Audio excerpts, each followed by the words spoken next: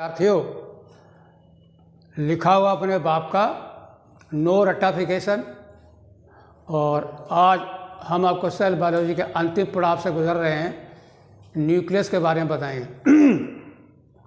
जैसा कि आपको पता है कि मोनरा में न्यूक्लियस नहीं होता है, उसके बाद आपका प्रोटिस्टा में और प्लांटी में, एनिमेलिया में, फंजाई में आपका ट्रू न्यूक्लियस पाया जाता है। और जिसमें न्यूक्लियस होता है उसको आप यूकैरियोटिक सेल कहते हो। आज हम आपके सामने न्यूक्लियस को लेके आ रहे हैं। न्यूक्लियस जो होता है, किसी भी प्रोकैरियोटिक सेल के बाद कंपार्टमेंटलाइजेशन, डिवीजन ऑफ लेबर हुई फंक्शनल, जिसमें सेल के अंदर अलग से डीएनए के लिए एक जगह बनाई गई, यानी न्यूक्लियस बनाया गया। यानी यू मैंने ट्रू और कैरियोटिक मैंने न्यूक्लियस। ऐसा सेल जिसमें ट्रू न्यूक्लियस पाया जाता है। And the most important point of eukaryotic nucleus is, वो ये है, इसमें न्यूक्लियर मेम्ब्रेन पाई जाती है। याद रखिए, अगर सेल के अंदर न्यूक्लियस है और वो मेम्ब्रेनस स्ट्रक्चर है तो उसकी कनेक्टिविटी जो है फंक्शन के लिए, उसके ऊपर मेम्ब्रेन जो है वो कंटिन्यूस नहीं होती, डिसकंटिन्यूस होती है और उसमें न्यूक्लियर पोर पाए जाते हैं। और उससे क्या होता है कि साइटोप्लाज्म और न्यूक्लियोप्लाज्म दो कंपार्टमेंट हो जाते हैं। और ये न्यूक्लियस जो है पहली बार जो है, आपको पता है प्रोकैरियोट में आपके सर्कुलर क्रोमोसोम थे, ठीक, ये सर्कुलर डीएनए थे। अब यूकैरियोट में आपके थ्रेड लाइक स्ट्रक्चर जो हैं वो आपके लीनियर क्रोमोसोम पाए जाएंगे। अब सबसे पहले न्यूक्लियस है तो न्यूक्लियर प्लाज्म उसका मैट्रिक्स होता है और उसके ऊपर जो मेम्ब्रेन है वो डबल मेम्ब्रेन होती है, outer membrane, inner membrane.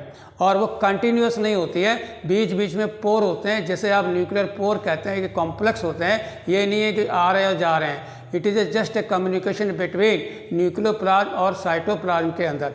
Nucleoplasm जो है वो न्यूक्लियस की मैट्रिक्स है, ठीक है। जब आपका सेल मेटाबॉलिक एक्टिविटी में होता है तो उस समय हमको इसमें क्रोमोसोम नहीं दिखाई देते हैं। पूरा न्यूक्लियस जो है एक क्रोमेटिन नेटवर्क होता है और इसमें एक बड़ा सा स्ट्रक्चर सबसे बड़ा होता है न्यूक्लियस के अंदर, वो आपका न्यूक्लियोलस होता है, ठीक है, जो कि जो है आरएनए की सिंथेसिस करता है, बायोजेनेसिस आरएनए करता है अपने, वो आपका नॉन मेम्ब्रेन स्ट्रक्चर होता है। याद रखिए, किसी भी यूकैरियोटिक सेल के अंदर न्यूक्लियस में एक डेफिनेट नंबर ऑफ क्रोमोसोम जो होता है हैप्लॉइड का, उसे हम जीनोम कहते हैं। यहाँ हमारी आपसे बातचीत हो रही है न्यूक्लियस के स्ट्रक्चर के बारे में, वो आपको एक एक करके नीट के अनुसार सारे सवाल आपके उंगलियों पर आ जाएंगे। आप ज़रा देखिए किस तरह से आपको बताया है। सबसे पहले बात यह है कि कैसे पता करोगे न्यूक्लियस कंट्रोलर है या नहीं। Nucleus is the controller of the cell और सेल मेटाबॉलिज्म। पहली बार आप याद रखिए 1665 में सेल खोजा गया, 1665 में। उसके बाद 1953 में जो है हैमरलिंग, ठीक, जे हैमरलिंग जो था, उन्होंने एस्टेबुलेरिया ग्रीन एल्गा मेराइन होता है उसके ऊपर एक्सपेरिमेंट किया। वो यूनिसेलुलर लार्जेस्ट ग्रीन एल्गा होता है, ठीक है। उसमें जो अम्ब्रेला लाइक उसका जो हेड होता है, कैप होती है, स्टाक होता है, राइजोटल पोर्शन होता है। तो न्यूक्लियस उसका जो है राइजोटल पोर्शन में होता है। तो हैमरलिंग एक्सपेरिमेंट ग्राफ्टिंग करके जो है दो स्पीसीज के बीच में ये सिद्ध किया था कि nucleus is the controller of cap formation in the Acetabularia. वहाँ से ये पता चला 1953 में कि सेल का जो कंट्रोलर है वो न्यूक्लियस ही है, हैमरलिंग के एक्सपेरिमेंट के बाद, ठीक है। यानी 1665 के बाद आपका 1953 में। और इसको खोजना क्या हुआ, 1871 में आपके रॉबर्ट ब्राउन ने सबसे पहली बार न्यूक्लियस खोजा। तो आइए हम आपको लेके चलते हैं, बहुत ही खास NCERT के अनुसार ही चलना है, वो आपको बांध के रखा हुआ है कि उसी के अंदर आपके सवाल आएंगे और आपको उसी में तैयार करना है, ठीक है। आइए देखिए, न्यूक्लियस जो है, जैसे कि मैंने पहले ही आपको हिट कर दिया, this is found in all eukaryote, यानी प्रोटिस्टा में भी है, फंजाई में भी है, एनिमेलिया में भी है और आपके प्लांटी में भी है। चाहे वो यूनिसेलुलर हो, चाहे वो मल्टी सेलुलर हो, उसमें न्यूक्लियस के बगैर सेल जो है सर्वाइव नहीं कर सकता, ओके। डिस्कवरी की जब बात करते हैं, पहला सवाल देखिए, न्यूक्लियस सेल ऑर्गेनेल, ये याद रखिए, ये भी आपका मेम्ब्रेन स्ट्रक्चर है। आपको पता होना चाहिए सेल डिवीजन होती है तो सारा न्यूक्लियर जो है डिसऑर्गेनाइज हो जाता है, केवल क्रोमोसोम पार्टिसिपेट करते हैं। तो फिर से जब आपका सेल का न्यूक्लियर डिवाइड हो जाता है तो मेम्ब्रेन बनती है। इस तरह से याद रखिए, न्यूक्लियस जो है एक सेल ऑर्गेनेल है और इसको सबसे पहली बार जो है रॉबर्ट ब्राउन ने खोजा था 1831 में, ठीक है। स्टेनिंग ऑफ न्यूक्लियस के बगैर आप नहीं देख सकते हैं। बेसिक डाई एनिलीन या एस्टोकार्बन जो होती है उसके द्वारा हम इसको स्टेनिंग करते हैं तो हमें साफ जो है आपका क्रोमेटिन नेटवर्क नज़र आता है। तो वाल्टर फ्लेमिंग ने सबसे पहली बार इसको जो है बेसिक डाई से इसको स्टेन किया और स्टेन करके देखा इसमें ज़्यादातर रचना है, उसको उसने क्रोमेटिन कहा। आपके नीट के सवाल जा रहा है स्टेन किसके द्वारा किया? बेसिक डाई है आपका एनिलीन, ठीक है। और किसने किया था? ये सवाल अगला है, वाल्टर आपका फ्लेमिंग 1878, ठीक है। और ही also gave the term chromatin. Chromatin का मतलब होता है नेटवर्क लाइक स्ट्रक्चर होता है न्यूक्लियस के अंदर, ठीक है।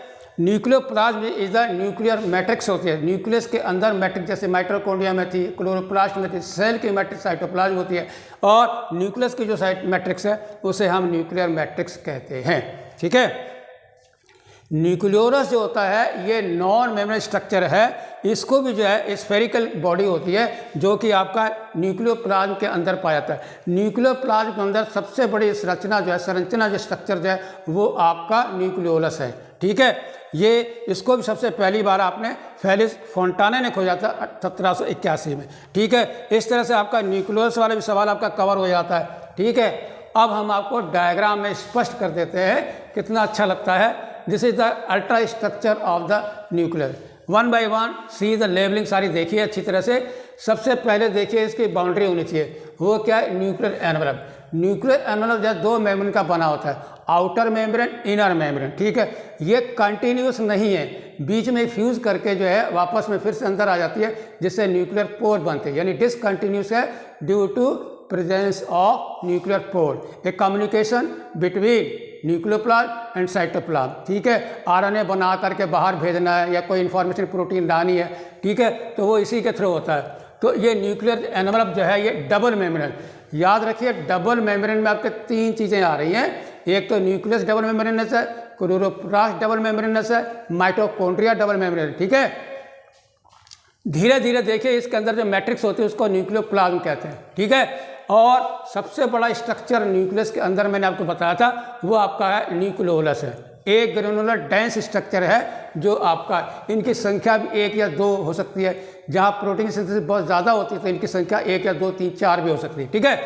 और देखिए दो मेम्ब्रेन है, आउटर न्यूक्लियर मेम्ब्रेन ये देखिए, ठीक है, और इनर न्यूक्लियर मेम्ब्रेन है, ठीक है। और इन दोनों के बीच में जो है स्पेस भी होता है जिसे हम कहते हैं पेरी न्यूक्लियर स्पेस कहते हैं, ठीक है। आराम से आपके सामने क्वेश्चन आ रहे जाते हैं। आउटर मेम्ब्रेन में क्या होता है, कभी कभी क्या होता है, it is continuous with the endoplasmic reticulum, और वो भी कौन सा होता है? RER, ये देखिए यहाँ पर है रफ एंडोप्लाज्मिक रेटिकुलम, उसके ऊपर सारे राइबोसोम। इसका मतलब है कि बड़े आराम से देखिए कि आपका आराम प्रोटीन सिंथेसिस जहाँ ज़्यादा होती है वहाँ पर न्यूक्लियर मेम्ब्रेन जो है वो आपके इन्वॉल्व होती है किसके फॉर्मेशन में? RER के। तो स्ट्रक्चर हमने आपको सारा बता दिया, ठीक है, ये आपका हो जाता है, ठीक, इलेक्ट्रॉनिक स्ट्रक्चर है।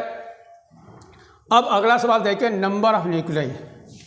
न्यूक्लियस का जो संख्या होती है वो यूजुअली 1 होती है, यानी यूनिसेलुलर यूनिन्यूक्लिएट प्रोटिस्टा की खास बात होती है। इसी तरह से आपका कोलेमाडोमनस देखिए, वॉल्वर का सेक्स देखिए, तो ज़्यादातर 1 सेल होता है। लेकिन आपने देखा क्या पैरामीशियम में जो है आपके 2 न्यूक्लियस होते हैं, माइक्रो न्यूक्लियस और मैक्रो न्यूक्लियस होते हैं, इसलिए बाई न्यूक्लिएट भी संख्या पाई जाती है। और मॉस्के में और आपके टेरिडोफाइटा के जो आर्चिगोनिया होती है उसमें भी बाई न्यूक्लियस सेल होता है, याद रखिएगा, ठीक है। मेनी न्यूक्लियस है सिनोसिटिक कंडीशन करती है। मल्टी न्यूक्लियर साइटोप्लाज्म कंडीशन जो है वो आपको कहते हैं, उसको सिनोसिटिक सेल कहते हैं। तो बहुत सारे न्यूक्लियाई एक ही साइट होने, जैसे सिनोसिटिक एल्गी है, वाउचेरिया है, ठीक है, राइजोपस आपका फंजाई है, म्यूकर आपका जब फंजाई है, और आपका वाउचेरिया मैंने बताया आपकी ग्रीन एल्गा है, ठीक, वो भी आपका सिनोसिटिक होता है, मल्टी न्यूक्लिएट होता है। साइज जो इसका देखिए मैंने आपको बताया 5 to 7 माइक्रोन होता है, ठीक है। तो विद्यार्थियों, नो रेक्टिफिकेशन, अभी मैंने आपको बताया था कि साइज इसका 5 to 7 माइक्रोन है, ठीक है। नंबर ऑफ न्यूक्लिया आपको बताए थे। और अब हम आपको बता रहे हैं सेल, बहुत ही इंपॉर्टेंट नीट के लिए सवाल आ रहा है, ऐसे कौन से सेल हैं जिसमें केंद्रक नहीं है। अभी थोड़ी देर पहले मैंने आपको बताया था कि सेल जो है बिना न्यूक्लियस के सर्वाइव नहीं कर सकता, ठीक है। 5 मिनट 10 मिनट के बाद उसको मरना ही मरना है, क्योंकि उसके पास इन्फॉर्मेशन जिंदा रहने की नहीं है, बायोलॉजिकल एक्टिविटी नहीं कर सकता। लेकिन बहुत ही बेहतरीन सवाल आपके सामने ला रहे हैं कि ऐसे भी कोई लिविंग सेल है जिसमें आपका न्यूक्लियस नहीं है, तो मित्रवर यहाँ पर 2 सवाल हम आपके सामने लेके आ रहे हैं। वो देखिए, न्यूक्लियस जो है एब्सेंट इन इरिथ्रोसाइट, यानी इरिथ्रोपोएसिस बोन मैरो में जो होती है, जब सेल आरबीसी का बनता है या इरिथ्रोसाइट बनती हैं उस समय न्यूक्लियस होता है, लेकिन फंक्शनल एक्टिविटी को बढ़ाने के लिए ठीक उसमें ढेर सारा हीमोग्लोबिन 90% बनाया जाता है और न्यूक्लियस जो है डिसऑर्गेनाइज हो जाता है, वो ख़त्म हो जाता है। इसके बाद आप देखते हैं कि आरबीसी जो 120 डेज तक जिंदा रहती है, तो वो आपका मैमल के अंदर आरबीसी विदाउट न्यूक्लियस है, उसमें न्यूक्लियस नहीं है। ये आपका सवाल नीट का जा रहा है, nucleus absent in the erythrocyte of RBC of mammal में खास तौर से। ठीक है, ठीक, याद रखिएगा। दूसरा बहुत ही बेहतरीन सवाल है, एनिमल में तो आपका ये हो गया, प्लांट में भी आपको बहुत बेहतरीन याद रखना चाहिए। पूरे ट्रैकियोफाइटा में आपका टेरिडोफाइटा, जिम्नोस्पर्म, एंजियोस्पर्म, ठीक है, उसमें आपका जाइलम फ्लोएम होता है। तो फ्लोएम में आपके सीव ट्यूब, तो सीव सेल होते हैं पहले, उसमें न्यूक्लियस होगा ही होगा। ठीक, जिम्नोस्पर्म में भी आपका सीव ट्यूब है, नहीं है, सीव सेल है, उसमें न्यूक्लियस है। लेकिन जैसे ही एंजियोस्पर्म हाईली इवॉल्व आते हैं, उसमें जो फ्लोएम का कंपोनेंट मेन है वो सीव ट्यूब है। याद रखिए, सीव ट्यूब में जो है, ये मैं आपको बना के दिखा रहा हूँ, ये देखिए, ये देखिए, ये है इस तरह से, देखिए ये सीव ट्यूब है, अकम्पनीड बाय 2 ठीक कंपेनियन सेल होते हैं। तो ये वाला जो सेल है, ये देखिए सीव ट्यूब एंजियोस्पर्म का, यहाँ पर भी आपका न्यूक्लियस नहीं है। क्यों? इनको बहुत तेज़ी से फूड का ट्रांसलेशन जो है लीफ से अलग अलग ऑर्गनों करना होता है। तो फंक्शनल एक्टिविटी आरबीसी की बढ़ाने के लिए, O2 का ट्रांसपोर्ट के लिए न्यूक्लियस एब्सेंट, और सीव ट्यूब की फंक्शनल एक्टिविटी को बनाने के लिए न्यूक्लियस में नहीं। तो आपके 2 नीट के सवाल जा रहे हैं कि न्यूक्लियस एब्सेंट है किसमें, इरिथ्रोसाइट में, आरबीसी में, और प्लांट में सीव ट्यूब एंजियोस्पर्म में। याद रखें, नॉट जिम्नोस्पर्म, नॉट टेरिडोफाइट, ठीक, किसमें, एंजियोस्पर्म में, सीव ट्यूब में न्यूक्लियस नहीं है, सीव ट्यूब में। आइए अल्ट्रा स्ट्रक्चर और न्यूक्लियस की बात करते हैं। मैंने आपको अभी डायग्राम बना के वहाँ पर दिखाया था आपको कि इसमें जो है डबल मेम्ब्रेन होती है, न्यूक्लियर पोर होता है। तो अब हम उन सारी संरचनाओं के बारे में आपको बता रहे हैं कि किसका किसका क्या क्या काम है। आपको पता है न्यूक्लियर मेम्ब्रेन जो है कंपार्टमेंट, अंदर न्यूक्लियस का न्यूक्लियर प्लान, साइटोप्लाज्म का साइटोप्लाज्म बाहर होता है, और दोनों को मिला के आप प्रोटोप्लाज्म कहते हो। तो न्यूक्लियस की अपना कार्य क्षेत्र अलग है, और वो कंट्रोलर होने के लिए साइटोप्लाज्म को अलग अपने को मेम्ब्रेन के द्वारा कंट्रोल करता है। देखिए अल्ट्रा स्ट्रक्चर में न्यूक्लियर पोर, याद रखिए ये कॉम्प्लेक्स होते हैं जहाँ पर मेम्ब्रेन नहीं होती है। पैसेज होता है थ्रो विच मूवमेंट ऑफ किसका, आरएनए का या प्रोटीन के मॉलिक्यूल का होता है। किस चीज, आप न्यूक्लियस से साइटोप्लाज्म में जा सकते हो और साइटोप्लाज्म से न्यूक्लियस में भी आदान प्रदान कर सकते हैं। किसका, आरएनए का करोगे, प्रोटीन का करोगे, ठीक है। रॉ मटेरियल तो आपको साइटोप्लाज्म में देगा ना, जब आप बना लोगे तब आप mRNA, rRNA, tRNA इनको आप जो है न्यूक्लियस से बाहर साइटोप्लाज्म में भेजोगे, ठीक है। ये आपको मुख्य तौर पर याद रखना है। Passage through which movement of RNA and protein molecule in both direction, यानी न्यूक्लियर के मेम्ब्रेन के from nucleus to cytoplasm and from cytoplasm to nucleoplasm, direction between the nucleus and cytoplasm होता है, ठीक है। न्यूक्लियर फॉर्म जो होते हैं बनते कैसे हैं, मेम्ब्रेन जो होती है वो क्या है, formed by the fusion of the 2 membrane. दोनों मेम्ब्रेन जो आपस में जुड़ जाती हैं, लेफ्ट की लेफ्ट में जुड़ेगी, राइट की राइट, बीच में गैप हो जाता है, जिसको आप न्यूक्लियर पोर कहते हो, ठीक है। न्यूक्लियस की मैट्रिक्स को आप क्या कहते हो, न्यूक्लियोप्लाज्म कहते हो, ठीक है। और दैट कंटेन, उसमें क्या होता है, न्यूक्लियस होता है और chromatin, the 2 most important component inside the nucleoplasm, वो आपका क्या है, न्यूक्लियोलस और क्रोमेटिन। याद रखिए न्यूक्लियोलस ग्रेनुलर स्ट्रक्चर है, इसमें कोई chromosome network thread like structure नहीं मिलेंगे, जबकि क्रोमेटिन जो है this is the most important part of the formation of linear chromosome in the eukaryotic cell, यानी सुकेंद्रीय कोशिका में आपके क्रोमोसोम बनाने वाला कुछ स्ट्रक्चर है तो वो आपका क्रोमेटिन है, ओके। आइए न्यूक्लियोलस की बात करते हैं, इसके बहुत सवाल इसका आता है। न्यूक्लियोलस की संख्या आइदर 1 और मोर, 2 या 3 हो सकती है। ये स्फेरिकल स्ट्रक्चर है और न्यूक्लियोप्लाज्म के अंदर पाए जाते हैं। अगर आप स्टेनिंग करेंगे तो साफ न्यूक्लियस के अंदर सबसे अलग आपका न्यूक्लियोलस दिखाई देगा। Remember it is a non membranous, right है, and it is the site of synthesis of RNA, ribonucleic acid के बनाने का ये एक मेन गढ़ है, ठीक है। इसलिए दो बातें तो आपको याद रखनी है, लेकिन फिर भी मैंने इसके बहुत ही पॉइंट क्लैरिफाई कर दिए हैं कि हाउ टू रिमेंबर, कैसे याद रखेंगे वो ज़रा देखिए। स्फेरिकल वन और मोर स्ट्रक्चर हैं और नॉन मेम्ब्रेनस होता है, ये मैंने आपको बता दिया है, ठीक है। Active site for ribosomal biogenesis, यानी राइबोसोम के संश्लेषण के लिए, उनको बनाने के लिए जो है बहुत ही सक्रिय जगह जो है वो आपका न्यूक्लियोलस है, ठीक है, या आरआरएनए बनाने की, ठीक है। ये बहुत ही रिच, इसमें बहुत अधिक मात्रा में राइबो न्यूक्लियो प्रोटीन पाए जाते हैं। आपको पता ही राइबोसोम में आपका 50% होता है, आरएनए भी होते हैं, प्रोटीन भी होता है। तो वो सारा कौन बनाएगा? आएगा रॉ मटेरियल कहाँ से? साइटोप्लाज्म से। कहाँ पे? न्यूक्लियस में। न्यूक्लियस बना के आपको फिर से वापस भेजेगा, ठीक है। और देखिए चौथा, देखिए rich in ribo nucleo protein, ये आपका हो गया। बायोजेनेसिस एक्टिव साइट आरएनए, ये भी आपका हो गया। नॉन मेम्ब्रेनस हो गया। स्टोर करता है किसको? आरएनए की। जब भी आपको जरूरत होती तो आपका ये सप्लाई करता है आरएनए, ठीक है। लार्जर एंड मोर, साइज में बड़े और संख्या में ज़्यादा न्यूक्लियोलस, ठीक। Larger and more numerous nuclei होते हैं present in a cell actively carrying out. ऐसी कोशिकाएं जो बहुत ज़्यादा प्रोटीन सिंथेसिस कर रही होती हैं, यानी प्रोटीन सिंथेसिस की बहुत ज़्यादा निर्माण होती है, तो उस जगह पर जो है इनकी संख्या और इनका साइज भी बड़ा होता है और संख्या भी ज़्यादा होती है। क्यों? इनको लगातार आपको प्रोटीन बनानी है, और अगर आपका प्रोटीन बनाना तो आपको लगातार आरएनए के चाहिए, प्रोटीन चाहिए। तो राइबोसोम फैक्ट्री है ना, तो वो बनाएगा कौन? आपका न्यूक्लियोलस ही बनाएगा। इसलिए ये जो है लार्जर एंड मोर, ऐसे सेल जहाँ प्रोटीन की सिंथेसिस सबसे ज़्यादा होती है। जहाँ भी आपको एंजाइम बनाने हो है कि सेल के अंदर, तो वहाँ ज़्यादा होगा। आइए फंक्शंस ऑफ न्यूक्लियस बहुत ही नट शेल में आपके सामने देखें। अभी थोड़ी देर पहले मैंने आपको बताया controller of the cell.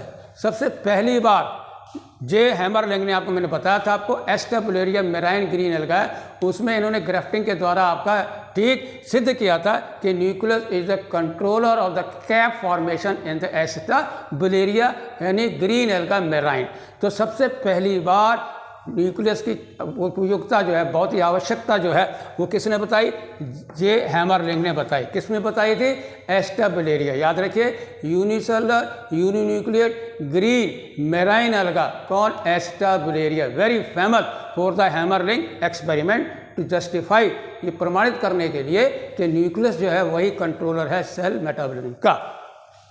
Regulate DNA replication. आपको पता है डीएनए की दो मोस्ट इंपॉर्टेंट प्रॉपर्टी है, एक तो डीएनए का रेप्लिकेशन, दूसरा ट्रांसक्रिप्शन। रेप्लिकेशन का मतलब होता है जब आपको खुद का सेल साइकिल बनानी हो, सेल से दो डिवीजन करनी हो, माइटोसिस करनी हो, मियोसिस करनी हो, तो वहाँ आपको डीएनए का रेप्लिकेशन करना पड़ेगा। और ट्रांसक्रिप्शन जो है वो आपका मेटाबॉलिक एक्टिविटी जब आपको करनी होती है तो आप डीएनए से एमआरएनए आरएनए बनाते हैं, तो उसको ट्रांसक्रिप्शन कहते हैं। तो याद रखिए न्यूक्लियस का बहुत ही इंपॉर्टेंट दो फंक्शन है, डुप्लीकेशन डीएनए का और ट्रांसक्रिप्शन, ठीक है ये। और ट्रांसक्रिप्शन में आप आरएनए बनाते हैं, याद रखिए। तो आरएनए सिंथेसिस भी आता है, रेगुलेट डीएनए रेप्लिकेशन और ट्रांसक्रिप्शन।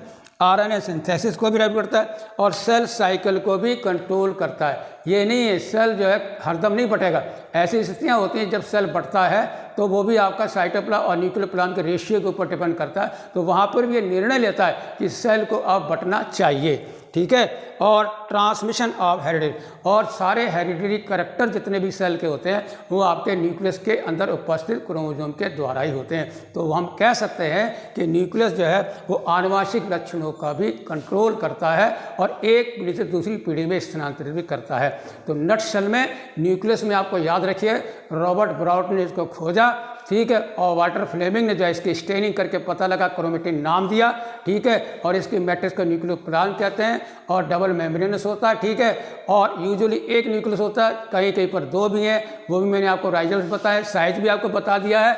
और चलते चलते बहुत इंपॉर्टेंट, यानी इरिथ्रोसाइट के मैमल में न्यूक्लियस नहीं है और स्यूक्टिव एंजियोस में न्यूक्लियस नहीं है, और बाकी न्यूक्लियर पोर और सारी चीज़ें मैंने आपको बता दी हैं। और बहुत ही इंपॉर्टेंट वो है आरएनए की सिंथेसिस, न्यूक्लियर नॉन मेम्ब्रेन होता है और फंक्शन भी मैंने आपको बताया। Okay, thank you very much, जय हिंद।